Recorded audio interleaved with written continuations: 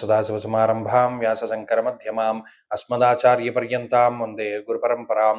జ్యోతిష్ శాస్త్రాన్ని భావితరాల వారికి ప్రసాదించిన ఋషుల యొక్క పాదపద్మాలకి నమస్కారం చేసుకుంటూ, అలాగే నాకు ఈ జ్యోతిష విద్యను నేర్పిన గురువర్యులు జ్యోతిష బ్రహ్మ కీర్తిశేషులు శ్రీ ఈరంకి సూర్యనారాయణమూర్తి గారు, సూర్యశ్రీ దైవజ్ఞ గారి యొక్క పాదపద్మాలకి నమస్కారం చేసుకుంటూ, ఓం శ్రీ మహాగణాధిపతి నమః, శ్రీ గురుభ్యో నమః, హరి ఓం. వీక్షకులందరికీ నమస్కారం. తులారాశి వారికి ఈ వారంలో మధ్యస్థమైనటువంటి ఫలితాలు ఉన్నాయి. ప్రత్యేకించి గ్రహాలన్నీ కూడా సప్తమ స్థానంలోకే వెళుతూ ఉన్నాయి. రవి సప్తమం, కుజ సప్తమం, బుధ సప్తమం, చంద్రుని యొక్క సప్తమ స్థాన స్థితి, ఆ సప్తమానికి ఉన్నటువంటి అర్గళం శని శుక్రుల యొక్క అర్గళ స్థితి. అంటే ఈ గ్రహస్థితి ఏమి చేస్తోంది? పీకల మీదకి తీసుకొస్తుంది ప్రతి వ్యవహారాన్ని కూడా. అంటే అవగాహన రాహిత్యంతో కానివ్వండి, లేదా కావాలనే మీరు చేసేటువంటి కొన్ని రకాలైనటువంటి విషయాల వల్ల కానివ్వండి, ప్రతిదీ పీకల మీదకి వస్తుంది. అంటే మీ మీదకే వస్తుంది. మీరు ఏం తప్పు చేసినా, చేయకపోయినా అంతా కూడా మీరే చేశారనేటువంటిది పోర్ట్రేట్ అవుతూ ఉంటుంది బయటికి.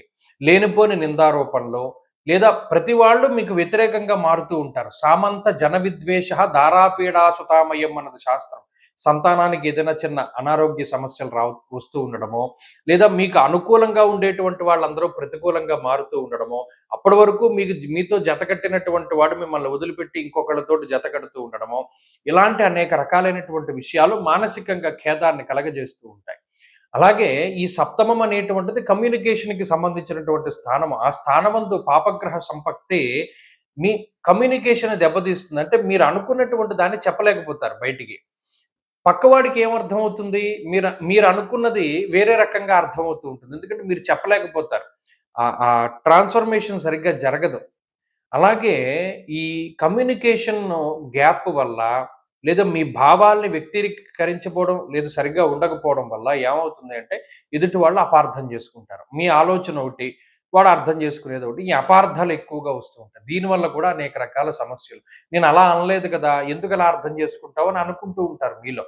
సరే, ఇవన్నీ కూడా ఈ కమ్యూనికేషన్ గ్యాప్ కానివ్వండి, ఇవన్నీ కూడా ఈ వారంలో జరుగుతూ ఉంటాయి. ఇవన్నీ మానసికంగాని ఇబ్బంది పెడతాయి. తప్పితే ఉద్యోగపరంగా కానీ, వ్యాపార పరంగా కానీ ఇబ్బందులు ఏవి కూడా ఈ వారం కనబడడం లేదు. ఆర్థికంగా కూడా ఈ వారంలో ఉండేటువంటి గ్రహస్థితి కొంత సానుకూలంగానే ఉన్నది. ఈ కమ్యూనికేషన్ గ్యాప్ నుండి మిమ్మల్ని మీరు కాపాడుకోవడానికి చాలా తక్కువగా మాట్లాడుతూ ఉండండి. దక్షిణామూర్తి యొక్క ఆరాధన ఎక్కువగా చేస్తూ ఉండడం చెప్పదగినటువంటి సూచన. ఈ వారంలో కలిసి వచ్చేటువంటి రోజు గురువారంగా చెప్పవచ్చును. అదృష్ట సంఖ్య 5, అదృష్ట వర్ణము లేత పసుపు రంగు. తదుపరి వృశ్చిక రాశి.